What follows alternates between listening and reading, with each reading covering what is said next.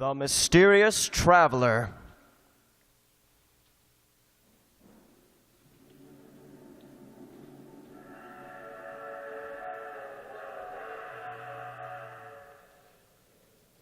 This is the Mysterious Traveler, inviting you to join him on another journey into the realm of the strange and terrifying. I hope you will enjoy the trip, that it will thrill you a little and chill you a little. So settle back, get a good grip on your nerves. Where are we going? You'll find out when we get there. I hope it's not making you nervous, being alone with me here in the dark. Darkness stirs strange terrors in some minds, for the things that happen at night are sometimes most upsetting. Things such as people who vanish suddenly, as in the tale of the ugliest woman alive.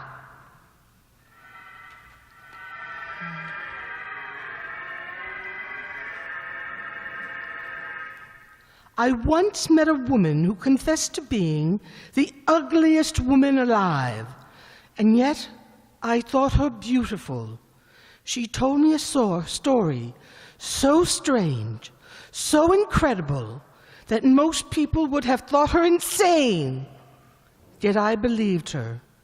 It all began a year ago in a small house in a lonely section of the Hudson Valley. The house lay hidden in a grove of trees, and at each window the blinds were drawn as though to protect someone within from the world outside. From one of the darkened rooms came the deep, bitter weeping of a woman.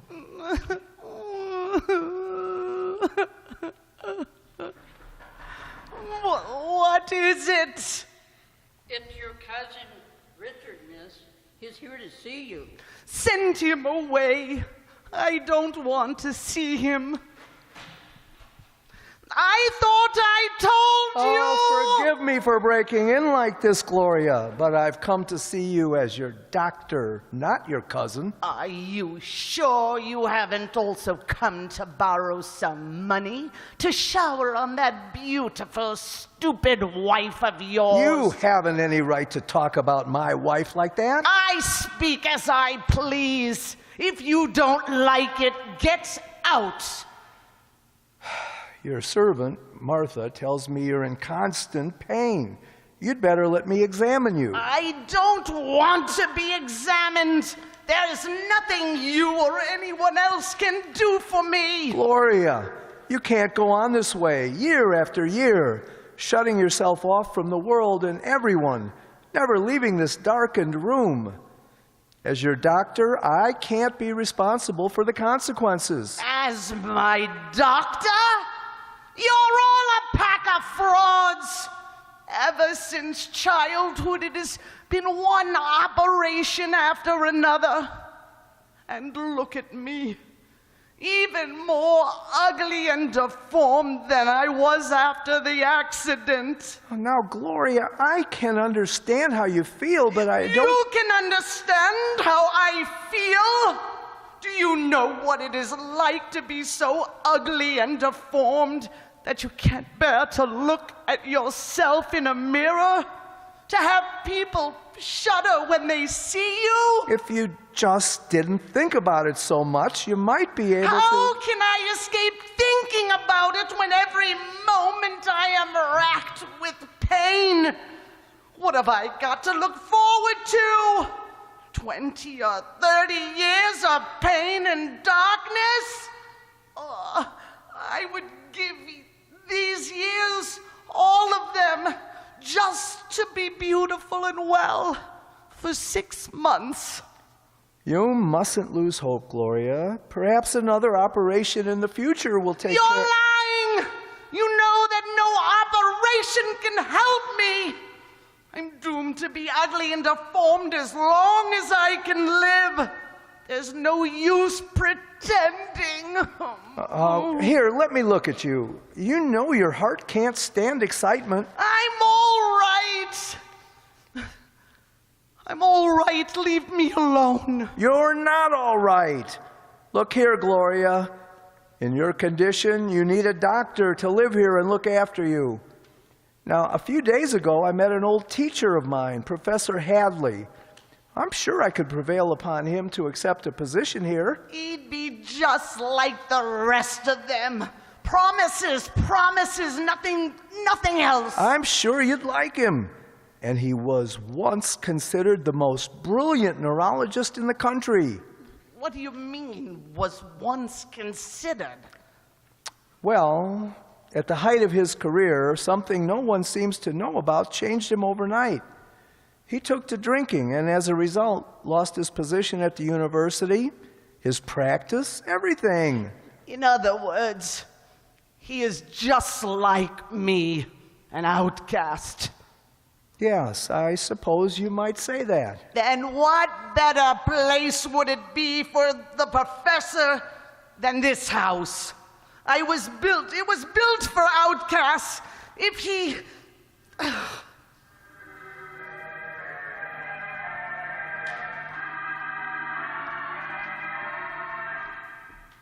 So, early one evening, a week later, Professor Hadley arrived. Martha, the servant, led the professor to her mistress's room. The professor looked about the darkened room, trying to find the figure of his new employer.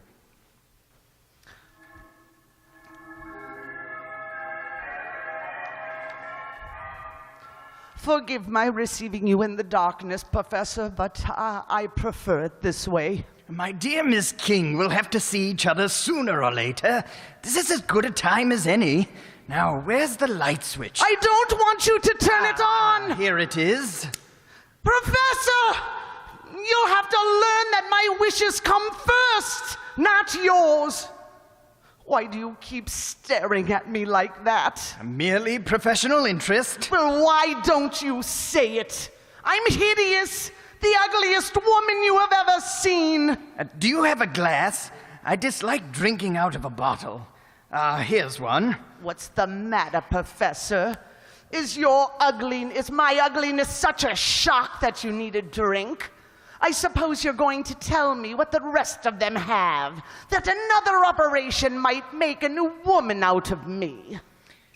No, Miss King. I, for one, will not delude you. I'm afraid no operation could help you. Get out! Do you hear? Get out, you drunken fool! Forgive me if you can't stand to hear the truth. I have difficulty myself in facing it, so I escape through drinking.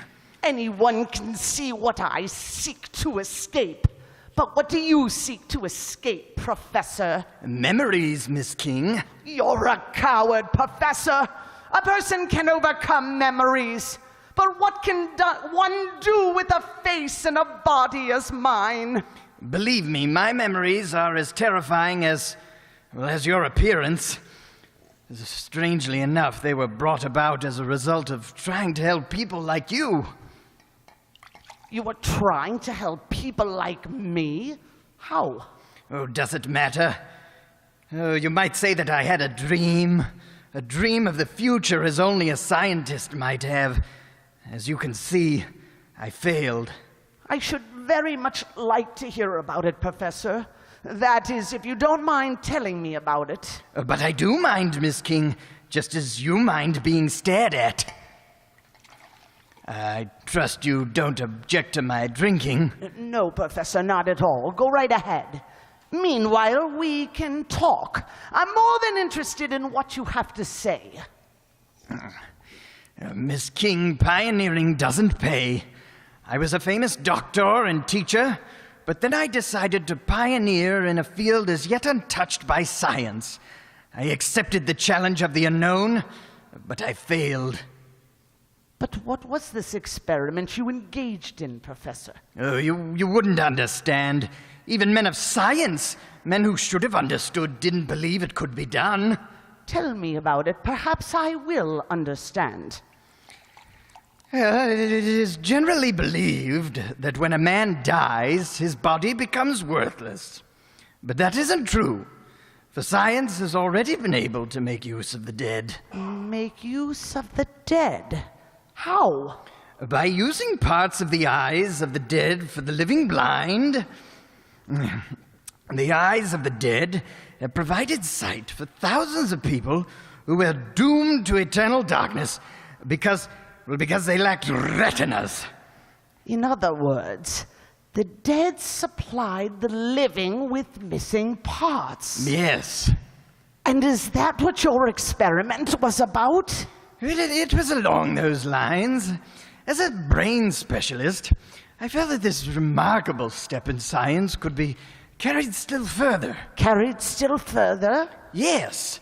As a brain specialist, I quite often had young patients who were doomed to die shortly because of brain disorders. Think of what a waste it was, burying those fine young bodies. But what good were those bodies to anyone? What good were those bodies? Surely, my dear Miss King, you could do with a new body. Look at you, ugly and broken, a human wreck. Yes, I see what you mean. But how could it be done? According to my theory, your brain could be transferred to another woman's body, a woman who had died of a brain disorder, but was otherwise organically sound. My brain transferred to another woman's body. Yes. Outwardly, of course, this woman would continue to live, but it would be you, for it would be your brain that would be the master of the body. You mean I could live in another woman's body? A young, beautiful body? Yes, that was the theory. Professor Hadley, it's more than a theory, isn't it? You've tried it out, haven't you? It's still an unproven theory, Miss King, for the experiment failed. It failed? Yes, and my assistant paid for my failure with his life. It was his brain I tried to transfer to another body. But you still believe in your theory, don't you? Yes, I believe in it. But my pioneering days are over. I know the time will come when some brave young scientist, more fortunate than myself, will prove that I was right. To have a fine, beautiful body. Why, I would give up the rest of my life just to be young and beautiful for 6 months. Professor, would you? Professor? Oh, you're asleep. Well, when you awake, we will have a talk. A long talk.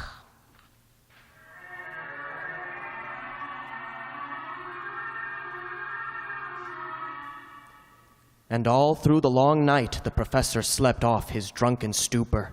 And all through the long night an idea beat in Gloria's brain, a beat with an ever-increasing intensity, an intensity that could scarcely wait for the professor's awakening in the morning.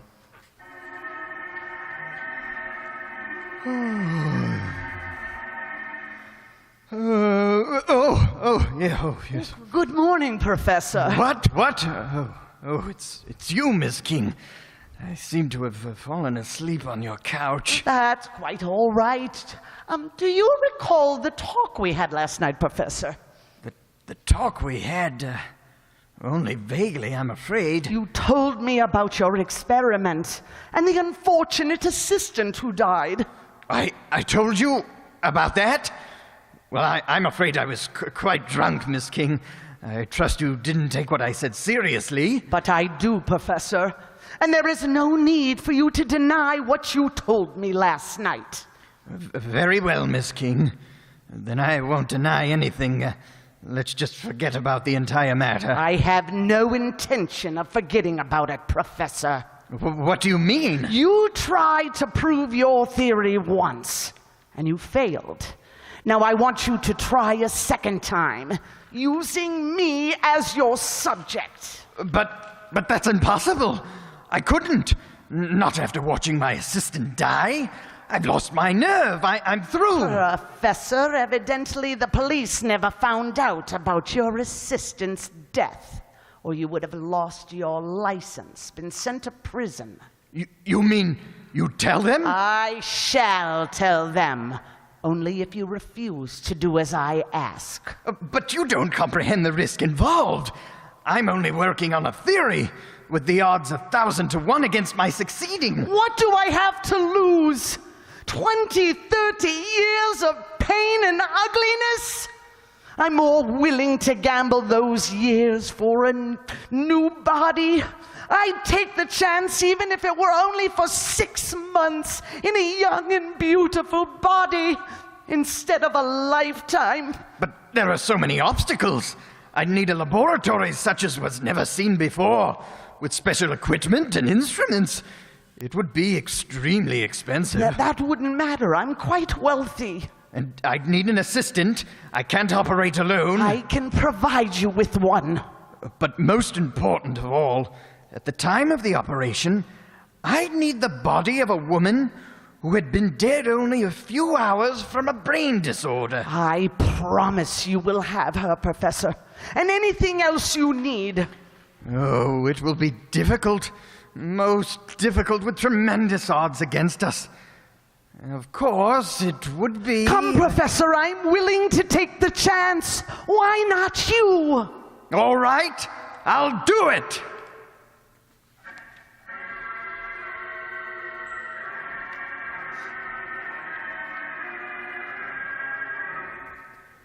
Weeks passed. Weeks in which boxes and crates were constantly arriving at the house. Weeks in which workmen came from the nearby town to assist the professor in building his laboratory. But at the end of the month, it was complete to the last detail, and the professor announced his readiness. It was at this time that Richard, in response to a letter from his cousin Gloria, arrived at the house one evening.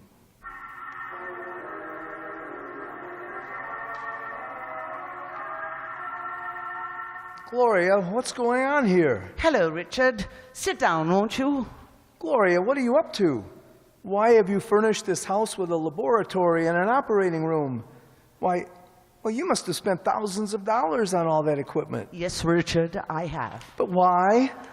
Professor Hadley wouldn't tell me a thing. He just kept referring me to you. The professor has a theory, Richard, which we intend to put into practice. A theory? Yes, Richard. The professor is going to attempt to transfer my brain to a body of another woman. What? Why, you're mad. It's never been done before. That's quite true, Richard. But there is always a first time for everything. Why not now? Well, nothing like it's ever been attempted. It won't work, I tell you. Perhaps not. But look at me, Richard. What have I to lose? No matter how great the odds, I'm going through with it. And you are going to assist the professor in the operation. What are you saying? I'll have no part in this, Magnus. Why, if I did, I could have my license taken away from me. You could also have your fine home and car taken away too, Richard. What do you mean? I hold notes of yours amounting to $30,000, Richard. If you act as the professor's assistant, those notes will be torn up. If you don't, I will collect them to the last penny. I don't seem to have much choice. No, Richard, you don't. Very well. I'll serve as the professor's assistant. Good. If you'll join the professor in the laboratory, he'll give you the details of the entire operation. All right. But I still think the whole thing is madness. The fool! He doesn't even realize I will go mad if I remain the way I am. This operation is the only chance out. Oh, that must be the girl. Yes. Miss King? Yes. Good evening. You must be Jane Arnold. Yes, that's right. I have been expecting you. Come in, won't you? Thank you. It's rather dark in here. Forgive me for not having any lights on, but they bother my eyes. Oh, I'm sorry. Won't you sit down? You'll find a chair by the desk where you're standing. A chair? Oh, yes, here it is. Thank you. If you like, you may turn on that desk lamp. Are you sure it won't bother you? No, it won't bother me in this corner of the room. All right, Miss King. There. You are beautiful. Even more beautiful than your picture. Oh, thank you. Of all the applications I received for the position of my secretary, I liked yours the best, Miss Arnold. As I recall, you mentioned in the letter you haven't any relatives. Yes, that is right. I'm quite free to live here with you. In fact, Miss King, I'm rather anxious to leave the city. Oh, that's fine. Now, as my secretary, your main job will be to write personal letters for me. Do you have nice handwriting, Mrs. Arnold? Yes. Suppose you take a letter I dictate. You'll find the pen and paper on that desk. Oh, yes, here it is. I'm ready, Miss King. My dear Professor Hadley, this letter will serve as my agreement between the two of us. For a sum of money which has already been paid me, I hereby agree to lend myself to the experiment you are engaged in, well aware of the consequences. I sign this of my own free will. Jane Arnold. Have you got it all, Miss Arnold? I signed this of my own free will. Jane Arnold. Yes, it's... Why, I signed it. You didn't want me to, did you, Miss King? Yes, very much. I would like to see what your signature looks like. Oh, I see, but... What's the matter, Miss Arnold? Are you surprised at what your new employer looks like? No, it's just that... Perhaps I am hideous, but I won't be like this for long. Soon I will be just as beautiful as you are. I've changed my mind, Miss King. I don't want the position. I just want to leave. I'm afraid you can't, Miss Arnold. I have other plans for you. What do you mean? What have you got there? Just a hypodermic, my dear. A few seconds after you receive this, my face will never frighten you again. No, stay away from me. Don't touch me with that. Ah, there. It's all over now, Miss Arnold. That didn't hurt, did it? Oh, what have you done to me? I feel so dizzy. Why don't you just lie down there? Don't touch me. I have to get out of here. She's beautiful. Beautiful. Miss King, did I hear someone scream in here? I'm afraid you just imagined.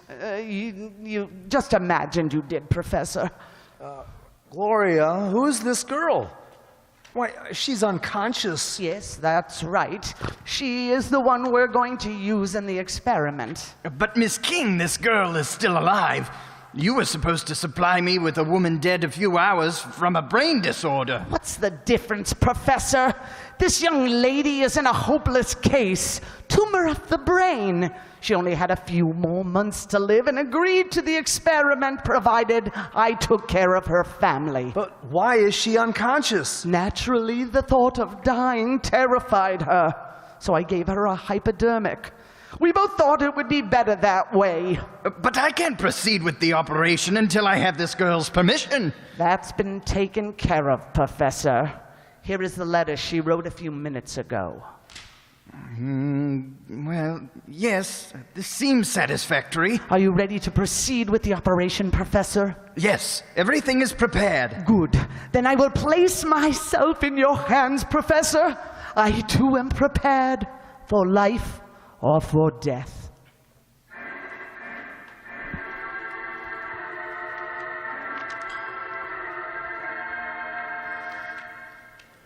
A little while later, two figures were on the operating tables. One young and beautiful, the other ugly and deformed. Professor Hadley prepared for the operation as Richard placed a mask on the face of one of the two patients and turned on the nitrous oxide. A few moments later, at the nod of Richard, the professor picked up an instrument and began the first operation. The seconds dragged into minutes, the minutes into hours, as Richard passed one instrument after another to the professor, at the same time watching the machines carefully. Time and time again, when it all appeared that all was lost, Richard kept a spark of life alive with adrenaline and oxygen.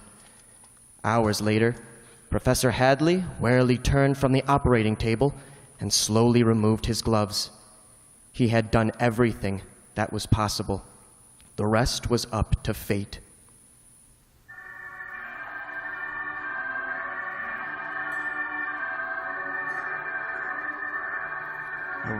What's her pulse, Richard? 58, a little stronger. Oh, it's very encouraging. Well, don't you think you ought to lie down and rest, Professor? You must be very tired after operating for 5 hours. That doesn't matter. What does matter is, will she survive?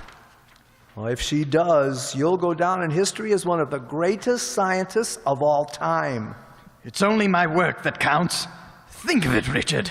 If I've succeeded, it will open a vast new field in science. By using bodies of the dead, we'll be able to save many of the living who are doomed to die young. Yes, Professor, her pulse is much stronger. She's regaining consciousness? Then you've succeeded. Well, that remains to be seen. She may be blind, dumb, even an idiot. We must be prepared for anything. Her pulse speed is almost normal. Oh, she's opening her eyes, looking at me.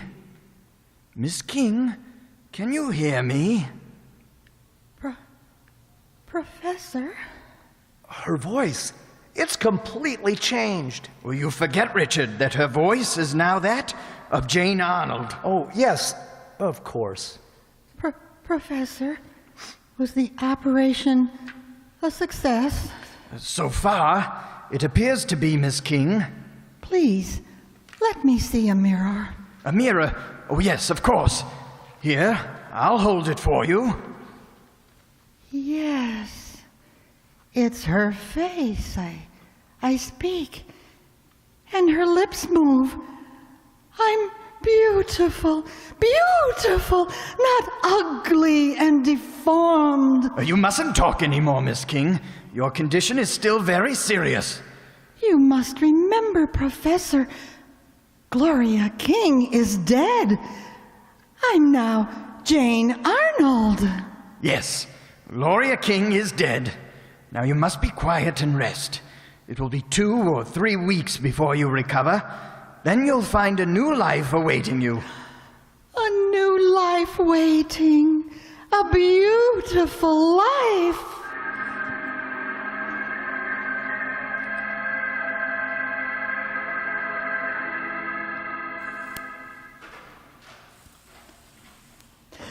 Good morning, Professor. Good morning, Richard. Good morning. How are you, Gloria? Richard, how many times have I told you that Gloria King is dead? My name is now Jane Arnold. Oh, I'm sorry. I keep forgetting. Professor, it's been a month now since the operation. How much longer must I stay here? I want to leave this house and really begin to live. I'm happy to say you're completely recovered. You're free to leave whenever you wish. Free to leave? After all the years I've spent in this house, I can hardly believe it.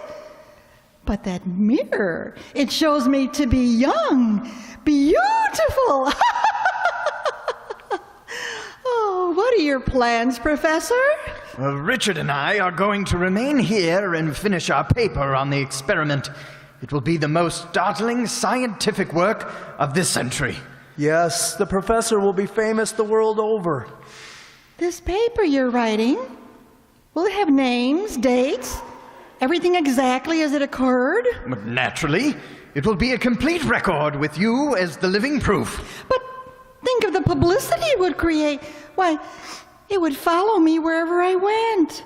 Make a spectacle of me. But you can't hide a great discovery like mine from the world. I should say not. Professor, I'm afraid you'll have to. What do you mean? I'm afraid it may come to you as a shock, but Jane Arnold didn't part with this body willingly. But you showed me the letter she had written, giving me permission to use her body. I tricked her into writing that letter, Professor. I never saw Jane Arnold before that evening. What? You mean she didn't have a brain disorder? That she wasn't doomed to die in a few months? No, Professor, she wasn't. That means you tricked me into committing murder. Oh, come now, Professor. No one will ever know that I'm not Jane Arnold unless you publish your paper on the experiment. And of course you can't do that, for that would publish the fact that you've committed murder. She's right, Professor. Oh, you're very clever, Miss King. Or perhaps I should say Miss Arnold. But in spite of your cleverness, I'm going to publish my paper on the experiment. But Professor, oh, that might well mean the chair. Quite true. But at least I'll die knowing the world knew of my success. That is something worth leaving behind. It might be for you, Professor, but it wouldn't be for me. I'm afraid you haven't any choice in the matter. Professor, she's got a gun. Yes, I don't like to do this, but you give me no alternative. Put that gun down. You're mad. After living ugly and deformed for so many years, Professor, I don't intend to let you publish a paper that would spoil the life I've always dreamed of living. Give me that gun. You killed him. Yes, Richard, I've killed him. How could you, Gloria, after he did so much for you? Gloria, Gloria, you haven't even the sense to remember my name now is Jane Arnold.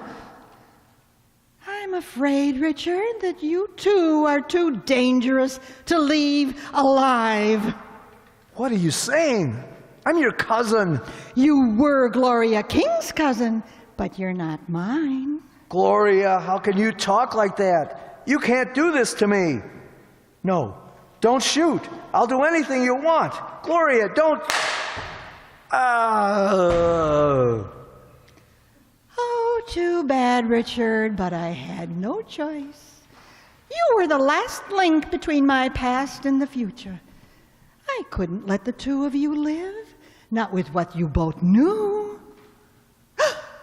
Their bodies. I must get rid of them. Cover up everything. If I burnt the house down, yes, that's it. I'll burn the house down and everything in it, including the ugly and deformed body of Gloria King. Then I'll be free to live as Jane Arnold.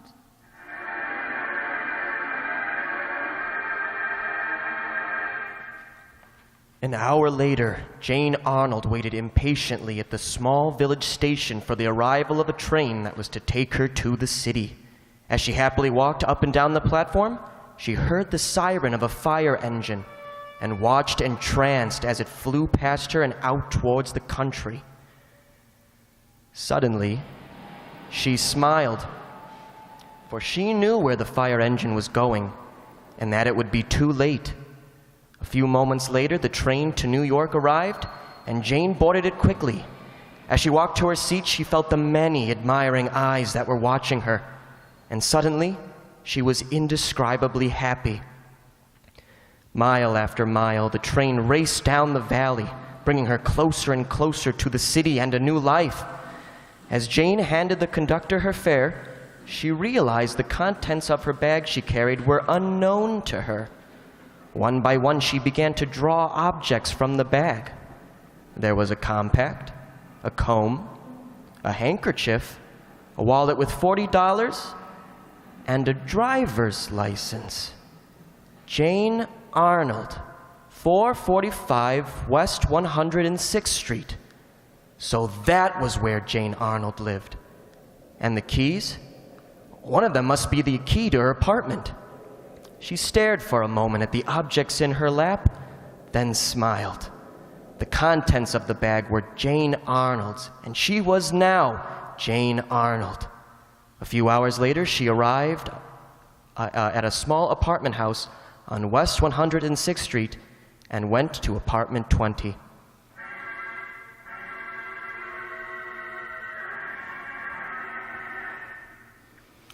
So, this is it. This key looks worn. Perhaps this is the door key. Now the light. The switch should be near the door. Yes, here it is. So this is where Jane Arnold lived, or rather, where I live. It's rather a dismal place, but the mirrors, at least I no longer need fear them. Oh, I am beautiful. It's been worth everything I've been through. Even if I were to be young and beautiful for only 6 months instead of for years, it's worth it. Who could that be? I must be careful. I know nothing at all about her.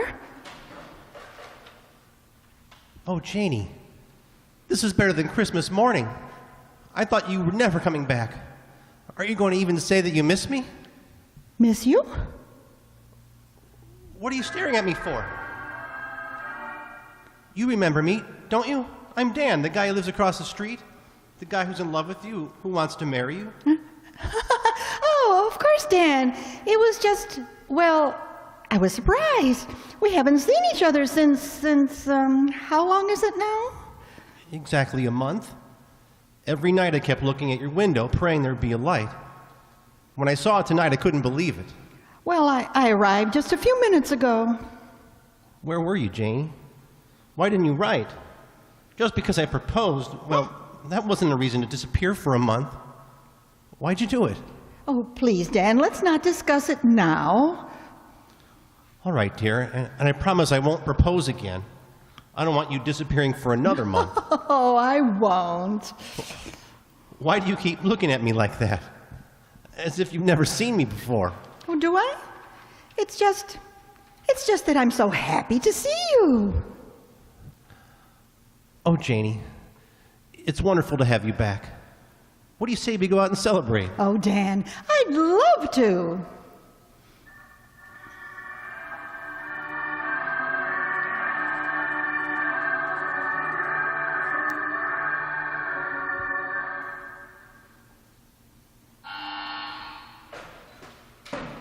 Hello, darling. Hello, Dan. Come in. I had a wonderful time last night. I was never happier. Well, there's no reason why we can't have a wonderful time tonight and every night. You know, somehow that month vacation you took made a change in you. Did it? For the better, I hope. Yes, it was for the better. Now I'm sort of glad you took that vacation. Why, Dan? Well, you know how moody and upset you were those few days before you went away? Was I? You certainly were. And when I proposed to you, you just burst into tears. What was wrong, Jane? Can you tell me about that now? Wrong? I don't know, Dan. I mean, I'd rather not talk about it. It's all in the past now. Is it, Janie? Yes. Then if I were to ask you to marry me again, you wouldn't run away, would you? The only way I'd run would be towards you. Then, Janie, will you marry me? There's nothing in the world I'd rather do. Oh, Janie. We're going to be so very happy together. Yes, I know we are. Happier than I'd ever dream possible.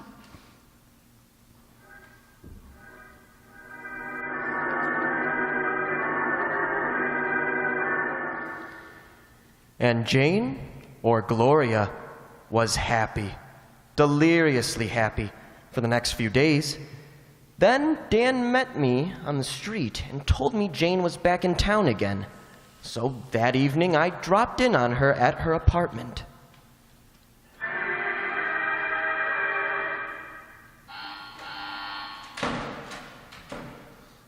Oh, hello, Dr. Smith. How are you? Come in. Hello, Dan. Look, Janie, it's Dr. Smith. I met him this morning, and I told him you were back. He kept asking for you all the time that you were away. Hello, Janie. How are you? I'm fine, Doctor. How are you? Well, I was quite worried when you disappeared. You don't need to worry anymore, Doc. She's here to stay, and we're getting married. What? Is that true, Janie? Yes. What's the matter, Doc? You look awfully upset. Don't you approve? Why, yes, of course. Congratulations. Thanks, Doc. And seeing you've been such a swell friend to Janie and me, we'd like you to be our best man. I should be very happy to, Dan. Would you mind very much if I were to talk to Jane alone? Of course not, Doc. I've got to be running along anyway. I'll be back in an hour, darling. We'll make it a movie together. Oh, all right, Dan. I'll see you later, too, Doc. Of course, Dan.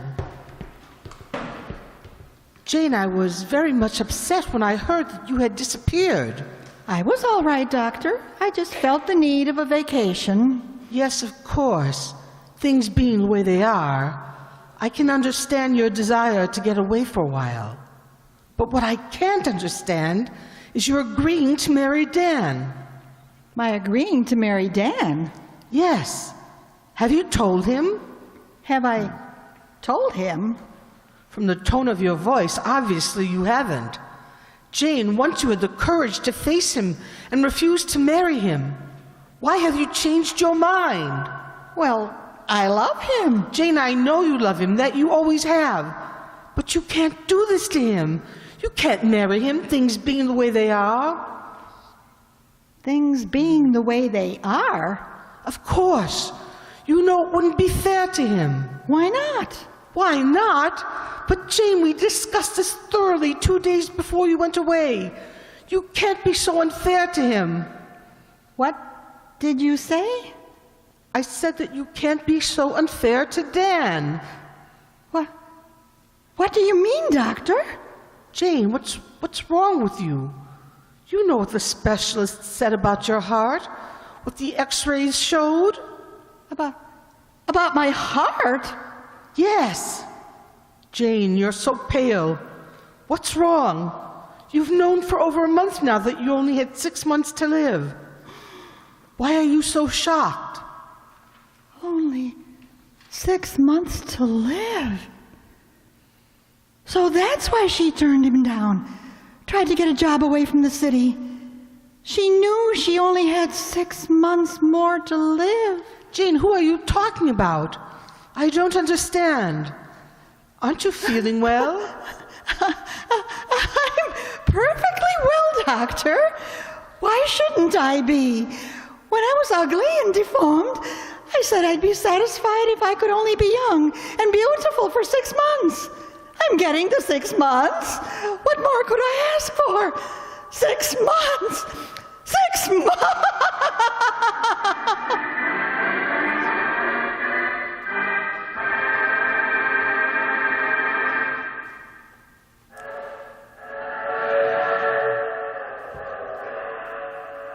This is the mysterious traveler again.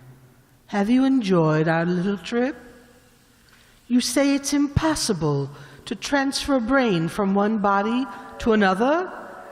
That's what I thought when Jane Arnold, or should I say Gloria King, told me her strange story. But when she died 6 months later, I performed an autopsy, and I was pretty well convinced that, well, you know, I've long had a secret desire to attempt Professor Hadley's experiment myself. Perhaps you're in the market for another body. Oh, you're getting off at the next stop? I'm sorry. Perhaps you'll join me again soon. I take the same train every week at the same time.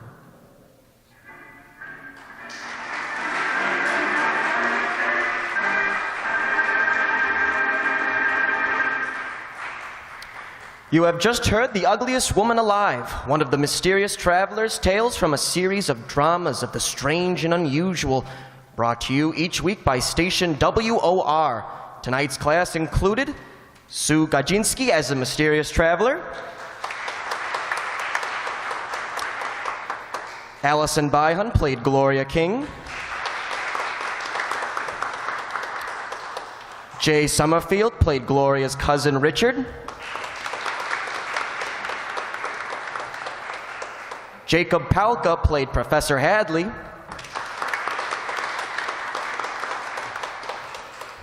Nell Brennan played Martha the maid. Ellie Babka played the young woman Jane Arnold. Marty McNulty played Jane's boyfriend Dan. And tonight's announcer and narrator were both played by me, John Byhun.